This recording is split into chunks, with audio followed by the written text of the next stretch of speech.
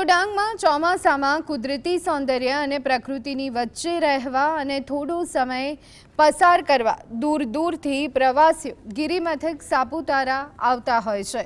આ સમયે કેટલાક લોકોએ પ્રવાસીઓ પાસેથી કમાણી કરવા માટે સાપુતારા આસપાસ તળેટી વિસ્તારમાં ટેન્ટ હાઉસ, રિસોર્ટ, હોટલ, ધાબા બનાવી દીધા છે।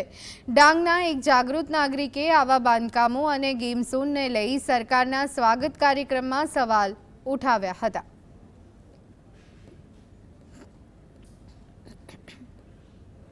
આરટીઆઈમાં 82 એને જેવા મારી પાસે એને પત્ર આવ્યા, પણ એને પત્ર આવ્યા પછી મેં સ્થળ પર તપાસ કરી તો એક પણ વ્યક્તિએ બાંધકામ પરમિશન લીધેલ નથી।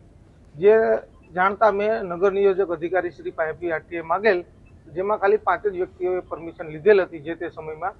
બાકી ડાંગ જિલ્લામાં આજ દિન સુધીમાં, આ તો મેં તો ખાલી 2024થી જ કહેતો છું, પણ ભવિષ્યનો પણ જો તપાસ કરવામાં આવે તો લગભગ ડાંગ જિલ્લામાં 70% લોકોએ પરમિશન લીધેલ નથી।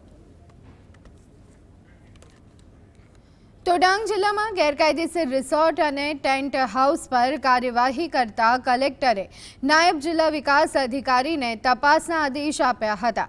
તપાસ દરમિયાન જિલ્લામાં કુલ 63 જેટલા બાંધકામો ગેરકાયદેસર જણાઈ આવતા સરપંચોને સીલ કરવા માટે સૂચના આપી દેવાઈ છે।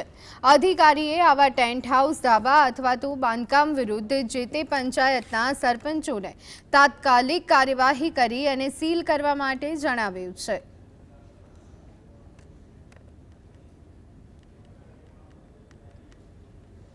જિલ્લામાં વિવિધ ગામોમાં કોઈપણ પ્રકારની મંજૂરી વગર અનધિકૃત બાંધકામની પ્રવૃત્તિઓ ચાલતી હોવા બાબતની ફરિયાદ અમને મળેલ હતી।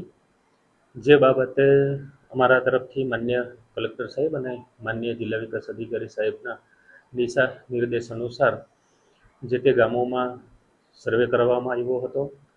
જે સર્વે અંતર્ગત હાલમાં કુલ સમગ્ર ડાંગ જિલ્લામાં 63 જેટલી પ્રોપર્ટીઓ કે જેમણે ગ્રામ પંચાયતની મંજૂરી લીધેલ નથી